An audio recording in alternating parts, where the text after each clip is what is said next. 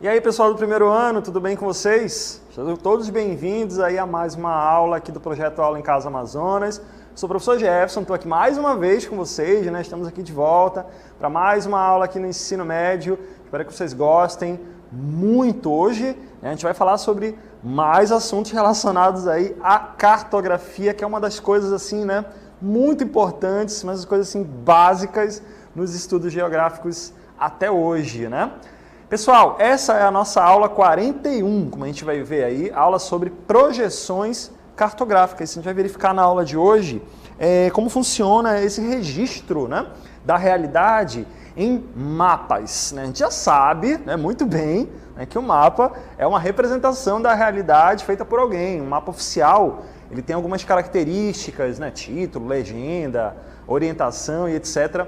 Mas a função desses registros aqui, né, é basicamente mostrar a realidade de alguma situação para a pessoa que estiver analisando aquele mapa. A gente sabe muito bem que o mapa ele é um conjunto, né, de símbolos, de linhas, de cores, que eles servem para te explicar alguma informação aí sobre determinado assunto, né? No caso aqui, uma divisão política, né, divisão dos estados, divisão das regiões aí, de determinado ponto do planeta. Mas para produzir o mapa não é assim, né, bagunçado, né? Não é qualquer um, né, chega lá e desenha, pronto, está aqui. Existe uma série de orientações técnicas, existe uma série de características oficiais para fazer com que aquele mapa seja cientificamente aceito. E uma delas, pessoal, é exatamente a forma, a escala, a projeção em que esse mapa está sendo organizado. A gente vai fazer uma relação bem rápida ali entre o nosso planeta e esses pedaços aqui de imagem que tentam representar a nossa superfície terrestre. Tá bom, pessoal? Vamos começar então verificando essa informação aí na nossa tela. A cartografia, como a gente falou bem no começo da nossa aula, ela é um dos pontos-chave da geografia, né? Desde lá, do começo da nossa vida, a gente está sempre topando com um mapa, né? A gente está sempre em contato com uma informação como essa, né? Seja as brincadeiras ali de mapa do tesouro, ou mesmo quando a gente vai analisar nas aulas de geografia ao longo da vida, né, determinada realidade, a função disso, a função desse registro é exatamente analisar uma realidade. E quem produz isso são os profissionais da cartografia, né? A cartografia é uma área da geografia que organiza, produz, né, divulga e estuda, né, faz essa utilização dos mapas para analisar determinada realidade. A gente verifica então que o mapa que está aparecendo aí, ela é uma representação, né, ela é uma forma de mostrar para a pessoa que estiver estudando alguma realidade, né, seja com relação ali às características das regiões de onde ela mora, das micro-regiões, ou sobre a natureza do país onde ela vive, ou do estado onde ela vive, ou a quantidade de pessoas que vivem em determinada região, em determinada área, de qualquer país, de qualquer cidade, né? Todo mapa traz uma informação e ele é produzido pensado exatamente nisso, né? A diferença de um mapa para uma realidade é exatamente essa. O mapa ele pega um assunto, ele pega um tema para te apresentar, para te mostrar uma informação, ok? Outra forma de representar a realidade em um registro de imagem são os planisférios, né? Como a gente vê aí nessa tela, a gente tem um mapa, né? O planisfério também é uma forma de representação gráfica, né? Ele mostra exatamente, ele tenta resumir o nosso planeta, né, planisfério, em uma imagem, né? Uma forma ali gráfica de representação, né? Geralmente o que a gente chama de mapa mundi, né? O mapa do mundo inteiro, ele é um planisfério, né? Uma forma da gente representar o nosso planeta, que é redondo, numa superfície plana. Uma forma de representar o nosso planeta, que é mais comum, muito conhecido inclusive, é um dos símbolos da geografia, né? Além da rosa dos ventos, é o globo, né? O globo, ele também é uma forma um pouco mais aproximada, né? Uma forma tridimensional de representar o planeta onde a gente vive, né? Que é uma forma arredondada, que lembra um pouco mais a forma ali do nosso planeta, que tem um formato quase esférico, né? Na verdade é um geóide, e a gente consegue entender mais ou menos como é as dimensões desse planeta. Mas existe uma diferença entre o nosso planeta, que é arredondado, e o planisfério, que fica nos livros, nos manuais e nas aulas, né, que ele tem um formato, né, retangular ou quadrado. Então, a gente vai ver daqui a pouco que existem aí algumas diferenças nesse sentido. Pessoal, a gente já falou aqui que o mapa é uma forma de representar a realidade, a gente está falando aqui de tudo que rodeia a gente, que rodeia aí vocês, representado num pedaço de papel, né, ou numa tela de um monitor. Para fazer isso de maneira científica, de maneira correta, né, de maneira profissional, é necessário conservar o que a gente chama de proporção. Né? Mantendo exatamente a área, né, mantendo ali as distâncias da forma mais próxima possível da realidade.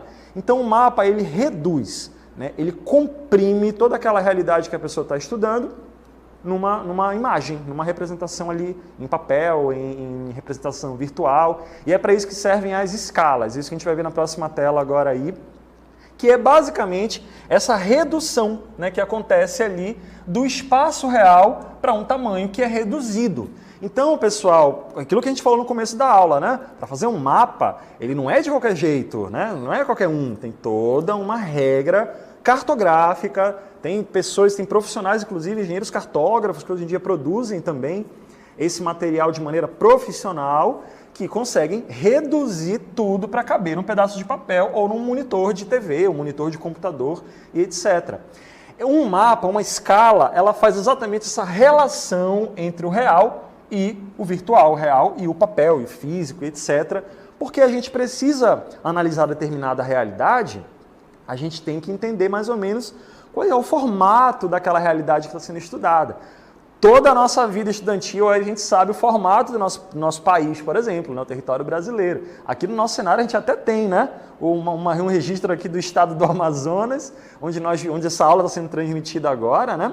E ele também faz a gente entender mais ou menos como é o formato do nosso estado, né, como é o formato aí do nosso país e etc. Exatamente porque a pessoa que criou esses mapas, ela fez todo esse processo de comprimir, ela trouxe essa realidade para uma escala onde as pessoas consigam ver, né, essa realidade, principalmente quando a gente fala de formato, né, de tamanho, de extensão de uma realidade. É para isso que a escala serve. A escala, pessoal, ela é registrada, a gente consegue entender, a gente precisa, na verdade, entender o quanto que aquela realidade foi reduzida para caber naquele mapa, naquele registro em imagem. Por exemplo, eu tenho aqui 1,67 m, eu sou baixinho, mas na tela de vocês eu estou bem menor, né? A gente é bem menor, na verdade, quando a gente está no monitor de TV. A mesma coisa é uma escala, né? A mesma coisa é um mapa que ele reduz muito um determinado ponto que a gente estiver estudando. E essa relação de redução, ela é tão profissional que ela é até matemática. Ela pode ser representada por números. É que a gente vai ver agora um pouquinho, vamos passar um pouquinho ali pela matemática rapidinho, tá, gente? Eu prometo. A escala de um mapa, ela pode ser numérica ou gráfica. É uma relação matemática do quanto que aquela realidade foi reduzida para poder caber no papel. É isso que a gente vai ver na próxima tela, né? Esse mapa do Brasil, gente, ele tem uma escala de 1 por 10.000 centímetros. Né? É exatamente essa relação. Cada centímetro nesse mapa, né, quando a gente vê ele nos livros e nos monitores, essa numeração, ele mostra exatamente isso. Né? A cada 1 centímetro, nesse mapa está representando 10.000 centímetros da realidade. Então é exatamente essa relação que está sendo feita aí nesse mapa. Também existe a escala gráfica, que ele é formado por essa régua que aparece aí, né, que ela faz exatamente essa relação mesmo visual para a gente. Ela tem aqui essas barrinhas que elas vão se separando a cada centímetro. Né? Aqui no monitor de vocês não está no valor de 1 centímetro exato, né? Mas nos manuais, nos mapas profissionais, essa régua, ela faz cada ponto dela, ela representa 1 centímetro nesse mapa. E ela faz exatamente essa relação. Cada centímetro está valendo aí 1 quilômetro, no caso desse mapa aí do Brasil. Então, uma escala de um mapa, ela mostra para a gente exatamente o quanto que aquela realidade foi reduzida. No caso aqui do Brasil, cada quilômetro no real, né, foi reduzido a cada 1 centímetro dentro desse mapa. Então, a gente observa, pessoal, nessa escala, na verdade, nesse exemplo de escala que a gente está vendo aqui na tela de vocês. São exemplos de formas que os profissionais que produzem esses mapas, eles geram esse material, eles fazem essa relação que é matemática. Existem alguns cálculos, inclusive, para a gente encontrar o valor de uma escala, quanto que é o real, quanto que vale a escala no mapa, Tem algumas fórmulas aí que a gente consegue estudar, até aqui mesmo na geografia, vocês podem verificar isso estudando o material de vocês, que é realmente uma relação matemática. Pessoal, a realidade ela é reduzida para poder caber no mapa, certo? Como a gente verificou até agora. A escala ela é uma numeração ou uma representação gráfica do quanto que aquele mapa foi reduzido. A gente tem na próxima tela, a gente vai ver inclusive, que existe uma diferença entre o tamanho dessas escalas, que está diretamente relacionado ao tamanho dos mapas. Vamos dar uma olhada. Na próxima tela, a gente vê que existem mapas de escala pequenas, mapas de escalas grandes e mapas de escala muito grande. Pessoal, a diferença entre eles é exatamente a área que está sendo estudada. Mapas de escala muito pequena, eles mostram uma área muito grande, mas não mostra detalhe de nada.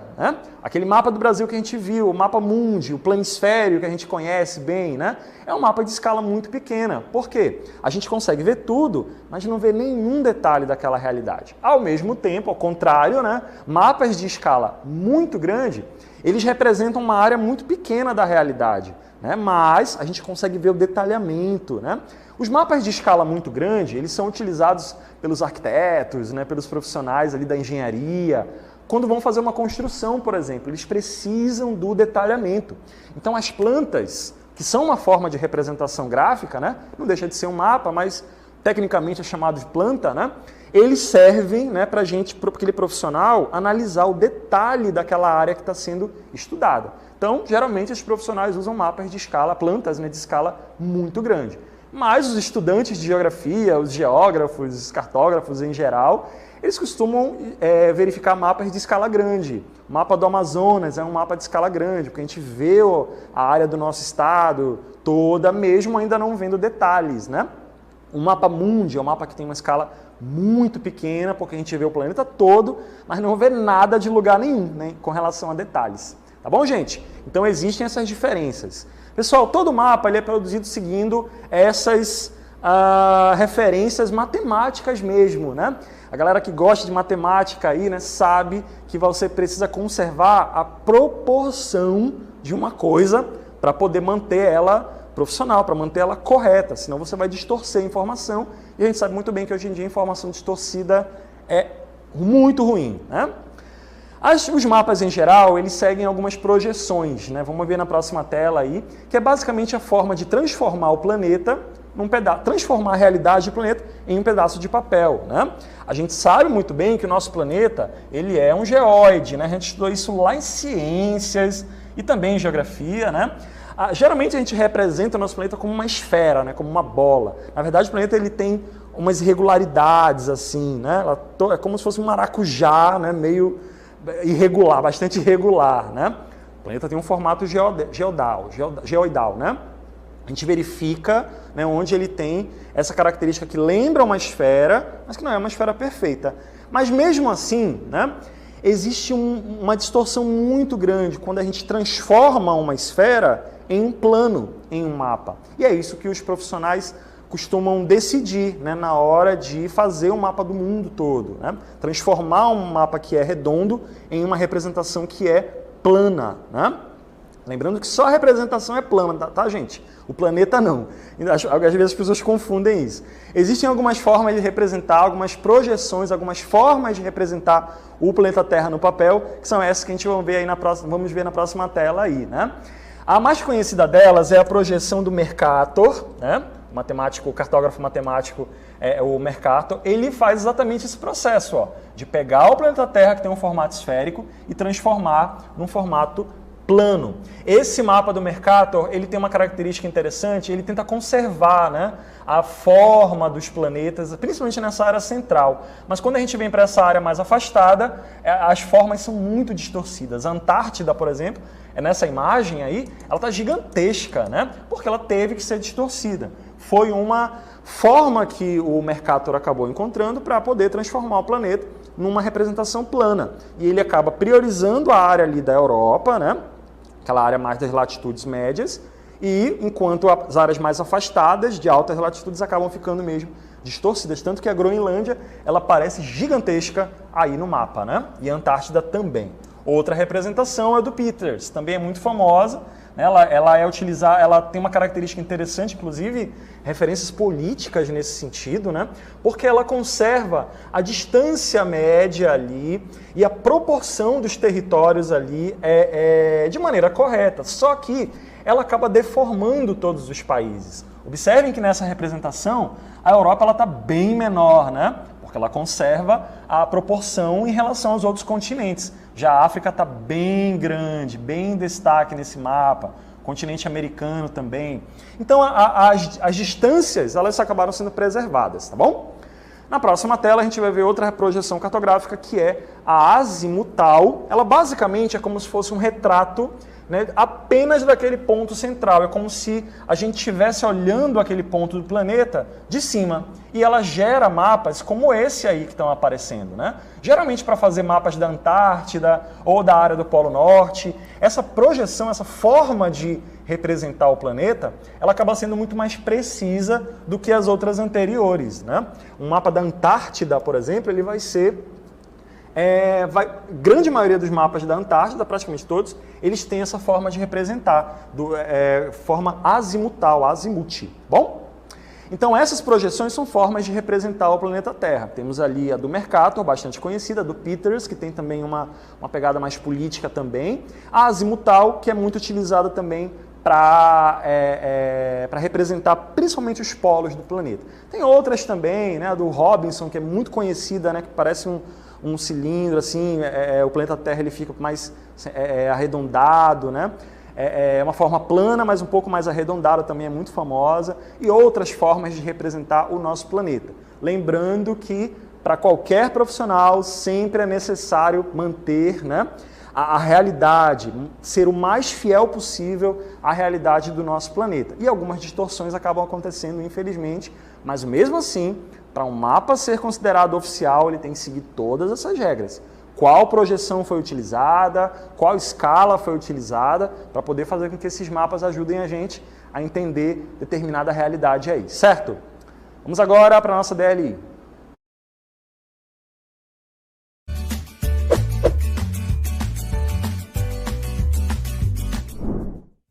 A primeira questão, nós temos um texto. Eu quero que você marque na próxima tela, marque a alternativa aí, né?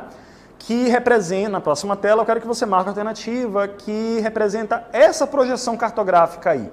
Na segunda questão, eu só quero que você me explique a diferença entre escala numérica e escala gráfica. Pessoal, essa aula está sendo transmitida na segunda-feira, então a gente tem que começar mesmo devagar, né? Então vamos fazendo aí, bem tranquila essa atividade, hein? Vou esperando a resposta de vocês. Lá no chat público, coloque o nome de vocês, coloque a resposta, coloque a escola que você pertence, tá bom? O município. E eu fico aguardando. Até daqui a pouco.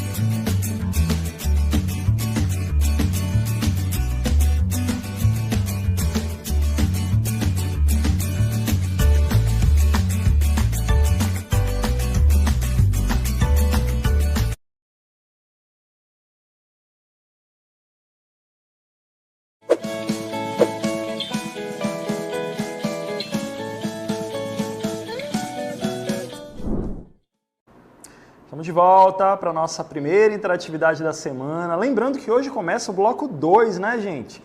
Hoje começa o bloco 2 das aulas do Aula em Casa Amazonas. Teremos aí mais um conjunto de aulas aí e tem caderno digital novo, não esqueça, tá, gente? Eu estou aqui no site do Aula em Casa, você pode acessar o site do Aula em Casa aí pelo seu celular ou pelo seu computador. É só clicar, né, onde fica programação e recursos midiáticos e você vai ter uma divisão aqui, bloco 1, bloco 2. É só clicar em bloco 2 e ver as aulas aí da sua série. No caso aqui, né, quem está online agora, primeiro ano do ensino médio, as aulas do bloco 2 começam hoje e é um outro caderno, né? Com outras aulas, outras atividades, tá bom? Então, se você achou aí um pouco rápido a aula, não entendeu alguma coisa, achou que ficou incompleto, até mesmo nossos colegas professores de geografia aí que sempre falam, né?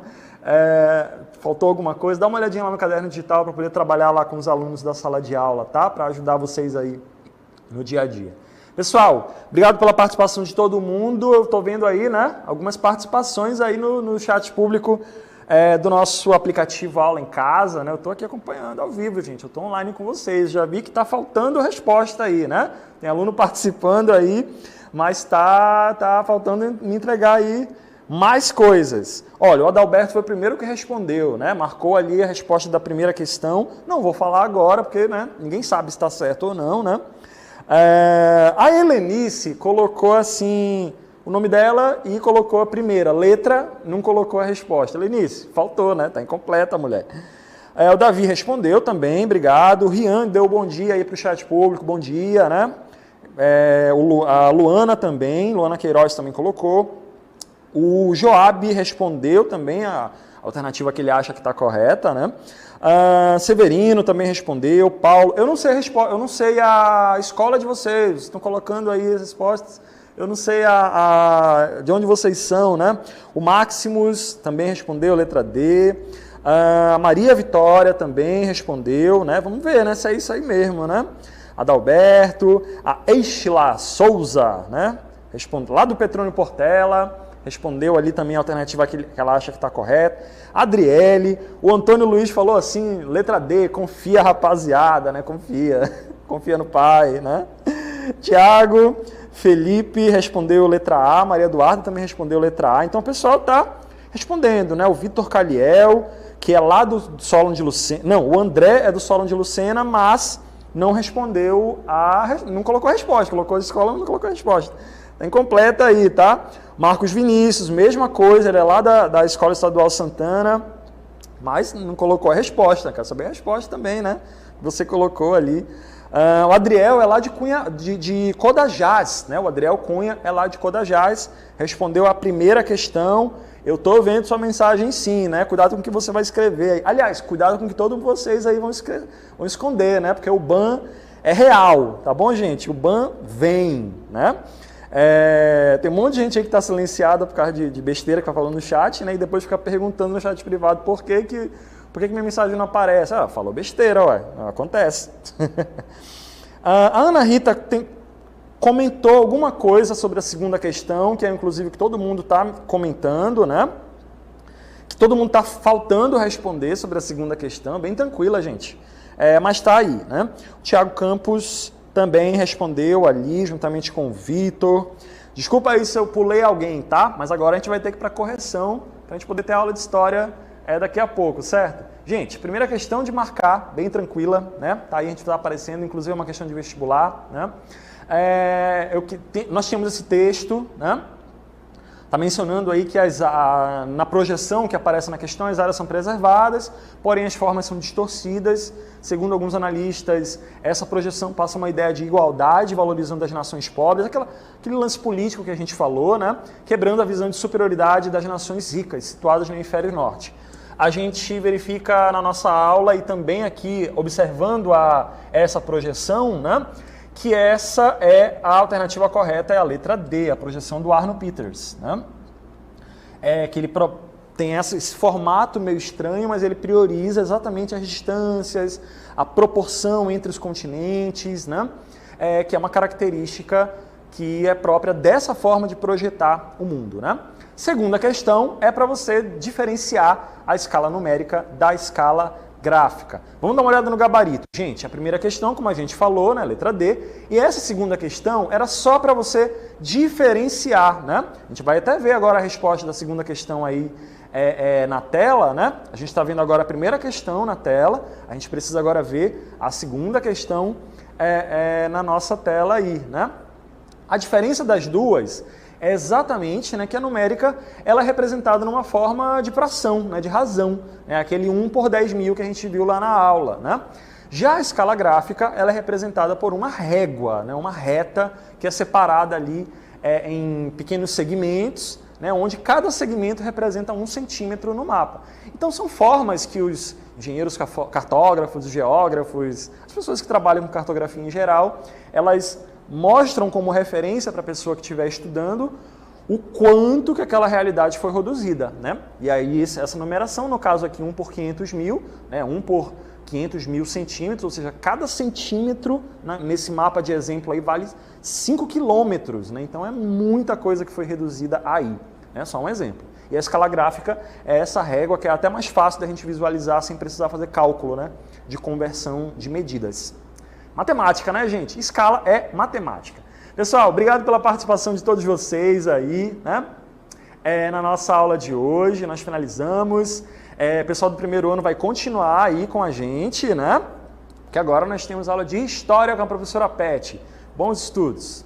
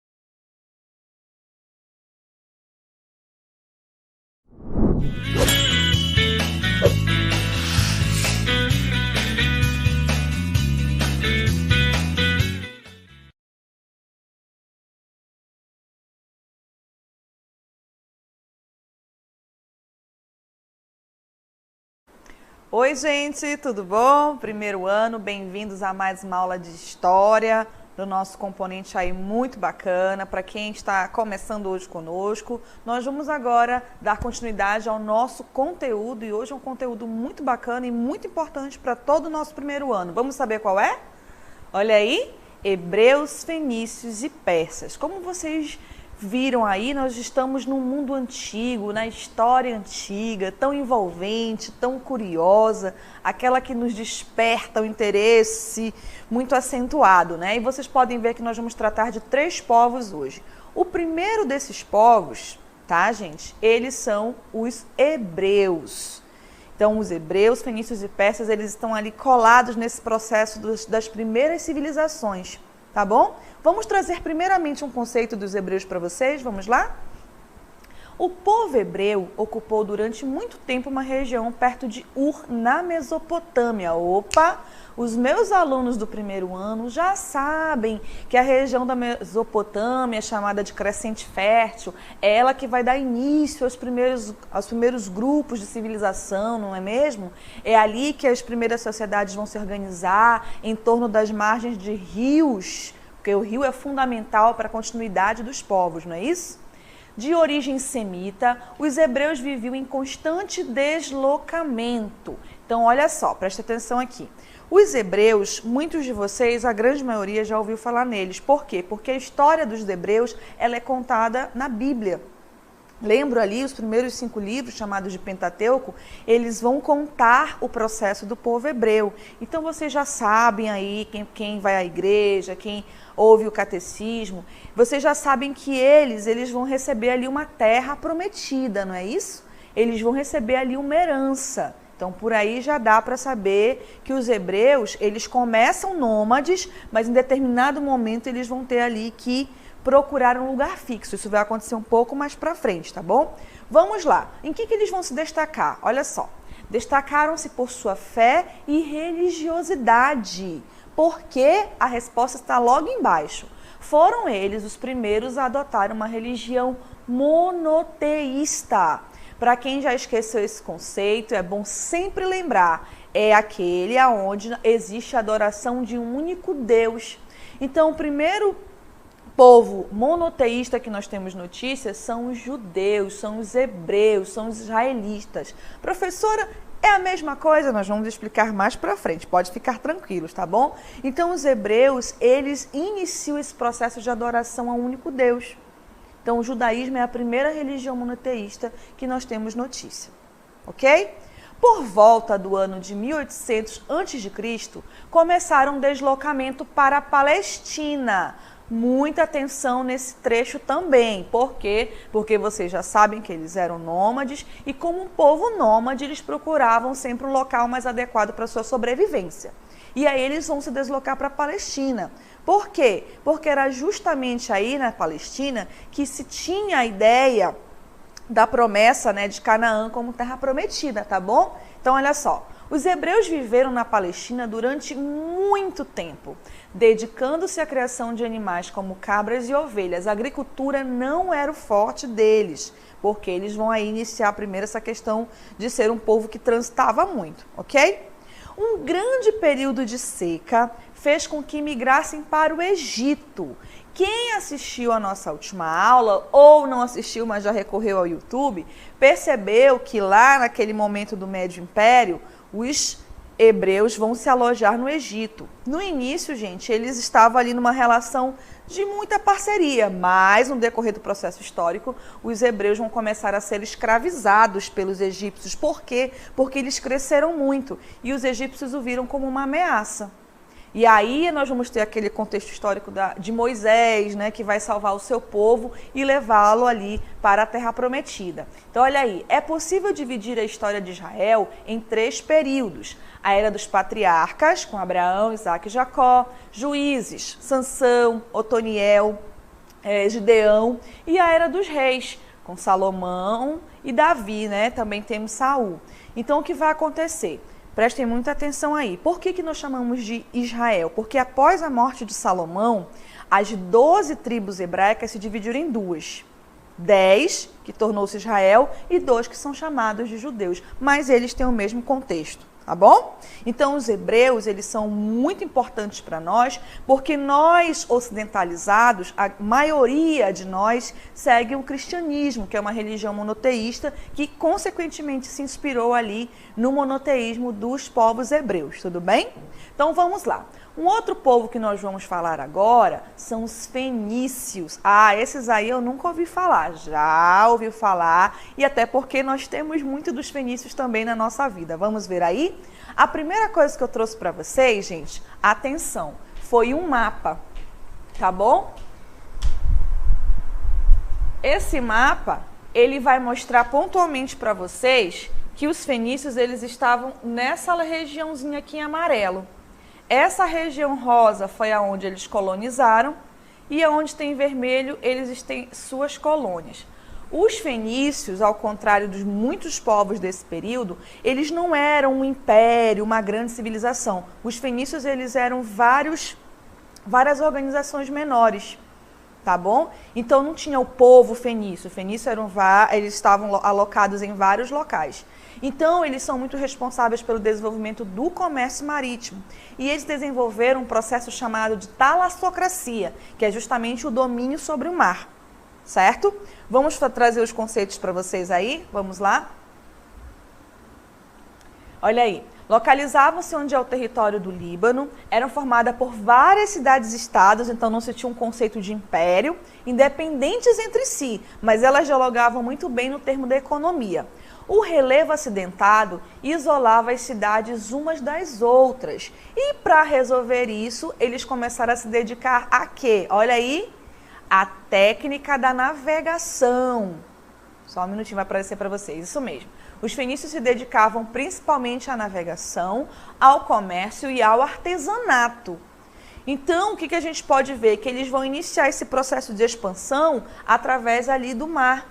Eles vão começar a conhecer outros grupos, vão comercializar, vão organizar também um único sistema de pesos e medidas. A agricultura, olha aí, e a pecuária, elas tinham uma importância secundária, ou seja, elas estavam em segundo plano, porque o comércio para eles era o mais importante. E através do comércio, eles fundaram várias cidades, tá bom? Várias colônias, ok? As cidades-estados em torno do Mediterrâneo. Então, eles tinham principais cidades-estados, como Tiro, Biblos e Sidom. Em relação à religiosidade, os fenícios eles eram politeístas, bem ao contrário dos hebreus que vocês acabaram de ver. Uma peculiaridade dos fenícios é que eles praticavam sacrifícios humanos em seus rituais. Então, os deuses deles estavam ligados a elementos da natureza, o que era muito comum nesses povos, tá bom? Então, uma das coisas que eles deixaram para nós, que a gente pode achar, os fenícios, nunca ouvi falar. Vocês já ouviram falar assim, sabe por quê? Olha só, o alfabeto. Então, o primeiro alfabeto fonético da história foi criado pelos fenícios. O que é o fonético? Nossa amiga língua portuguesa. Não, professora, mas olha só, mas os egípcios, eles já tinham deixado uma escrita.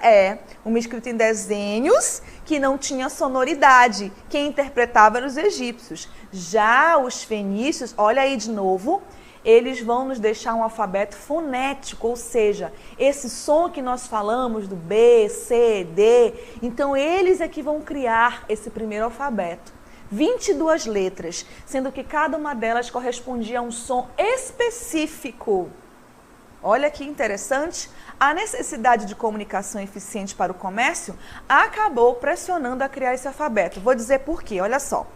Vocês imaginem inúmeras cidades-estados que vocês viram ali no mapa, os fenícios, que saíram daquela região que eu mostrei em amarelo, onde hoje é o Líbano, e aí que começa? Vou comercializar aqui com ciclano, com fulano, eu vou falar várias línguas?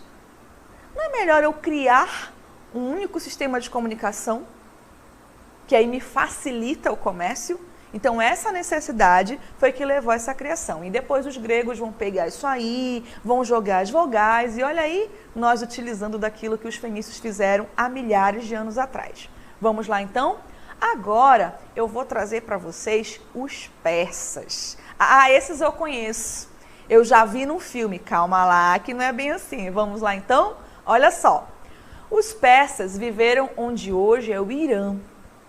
O império começou quando o rei Ciro, chamado de o Grande, tá bom? Organizou o exército e venceu os medos, conquistando a Ásia Menor e a Mesopotâmia. Então, o Império Persa, ele começa com Ciro, mas é durante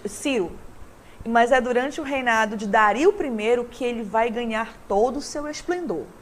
Todos os sucessores de Ciro procuravam realizar novas conquistas e muitos tiveram êxito, fazendo do Império Persa um dos maiores da antiguidade. Gente, os persas, eles foram assim de uma grande expansão territorial, eles tinham um grande exército, eles batiam de frente com qualquer império e lá eles dominavam. Apenas ali Alexandre o Grande, já com os gregos, foi que no reinado de Dario III foi que dizimou ali aquela potência que eram os persas. Uma coisa interessante sobre os persas é que quando eles conquistavam um povo, gente, eles apenas cobravam impostos.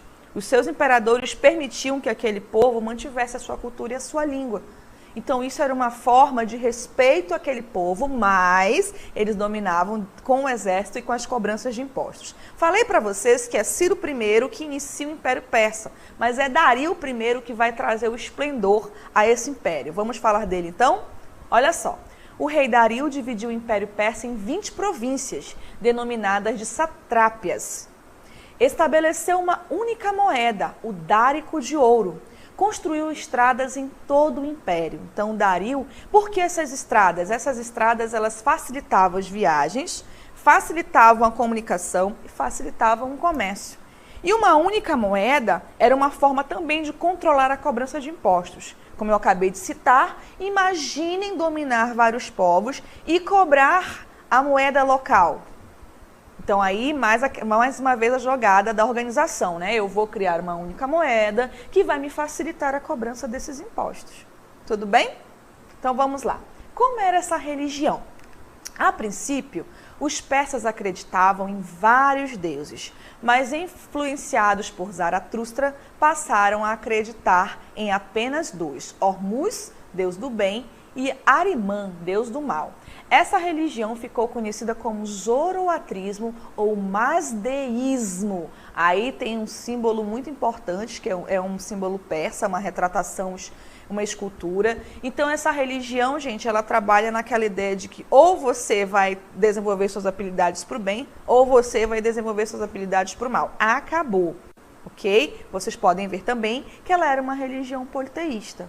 Os persas ficaram muito famosos na cinematografia, né, sendo contados de várias formas, mas é importante que vocês saibam que também eles se desenvolveram muito no artesanato. O artesanato deles era muito importante, assim como fenícios, na construção das embarcações, eles que vão projetar as embarcações que vão aguentar o tranco do mar. Então a gente percebe ali que esses povos, eles contribuem para o desenvolvimento daquela região, contribuem para o desenvolvimento histórico e eles chegam até nós.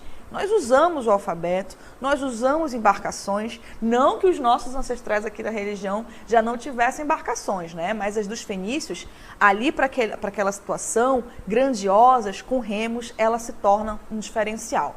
Como vai se dar o fim do Império Persa? Vamos lá? Mesmo tendo uma boa administração, os persas não conseguiram se manter dominantes, principalmente pelo enfraquecimento causado pelas rebeliões internas. Por que rebeliões internas? Vejam bem, quanto maior a minha posse, maior o número de pessoas que eu tenho que administrar. Mas eu sou um só, eu sou o imperador. Ah, mas ele tinha as satrápias, e cada satrápia tinha um sátrapa, que era uma pessoa escolhida pessoalmente pelo imperador persa para coordenar aquela região. Mas veja bem, eu tenho desgaste com o exército, eu tenho desgaste com a expansão das estradas, eu tenho desgaste com o comércio, não é isso? Como é que vai se dar aí? Vamos continuar? Dario III, tá bom? Só para fechar a última frase, tentava controlá-las, mas isso era muito difícil, como eu falei, devido à extensão. Essas rebeliões terminaram dividindo e enfraquecendo o Império, e foi nesse momento que o Império vai se encontrar com Alexandre o Grande, em nome dos gregos, e os persas vão ser destituídos, mas a sua cultura vai permanecer. Um dos seus materiais mais importantes, mais bem trabalhados também, são os tapetes persas, riquíssimos, caríssimos, né, que a gente também conhece até hoje. Então, queridos, espero que vocês tenham aí aprendido, mas qualquer dúvida podem nos chamar no chat, podem nos chamar a qualquer momento. E agora nós vamos para a nossa DLI.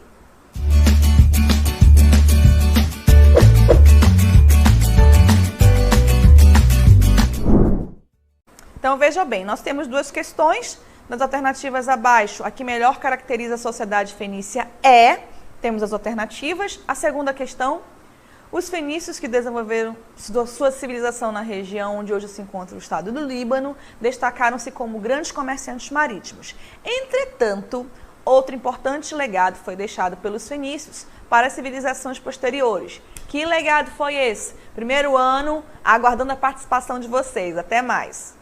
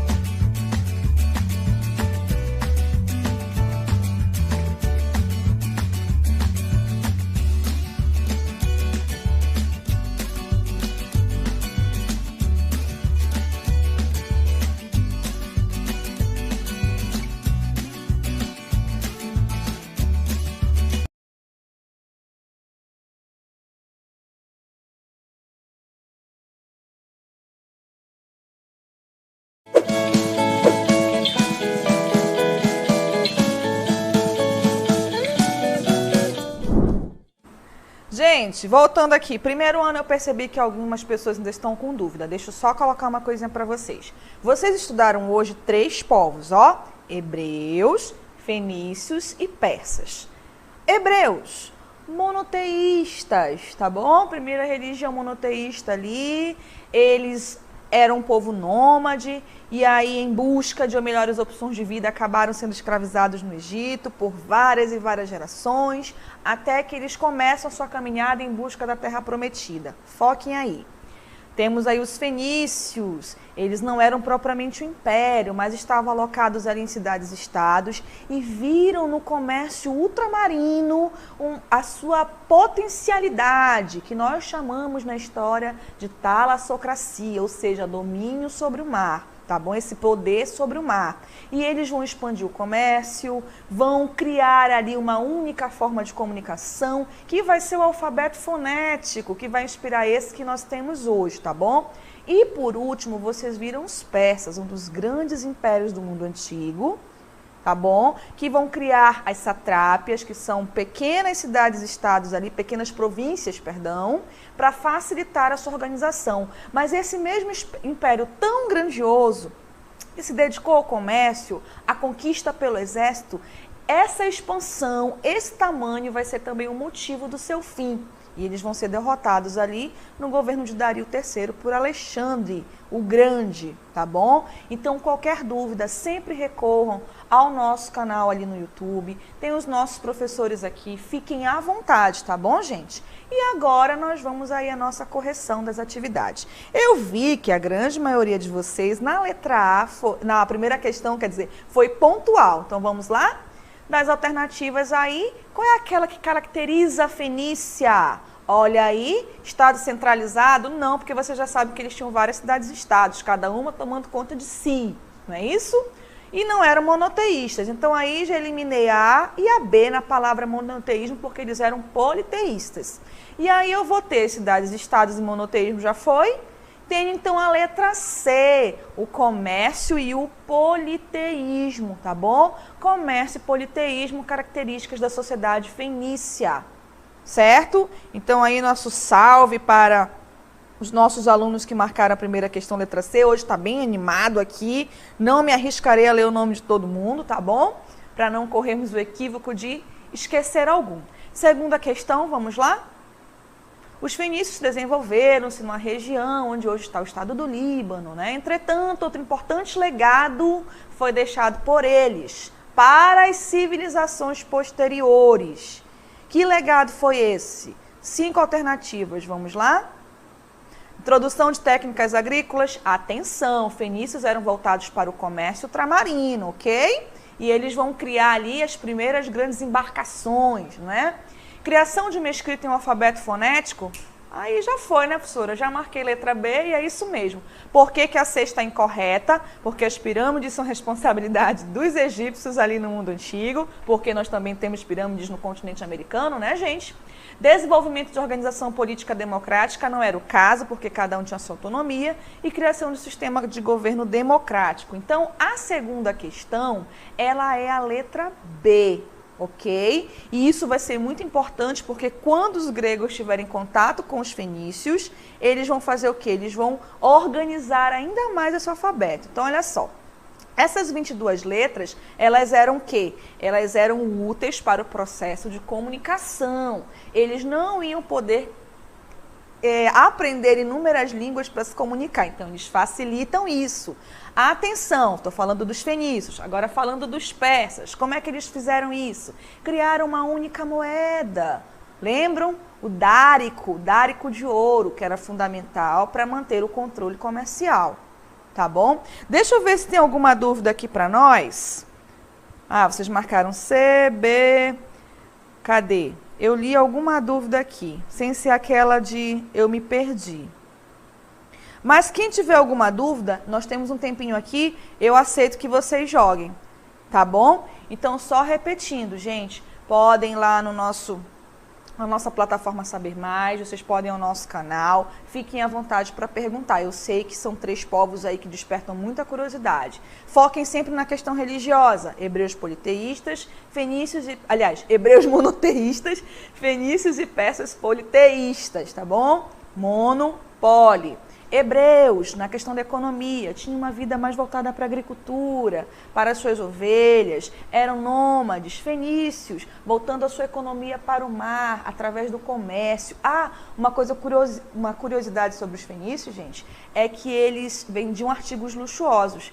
E uma das coisas mais luxuosas que eles vendiam eram os artigos em cor púrpura, né, o vermelho. E eles extraíam essa púrpura de um molusco, ali que era retirado do oceano. Aliás, do mar Mediterrâneo ali.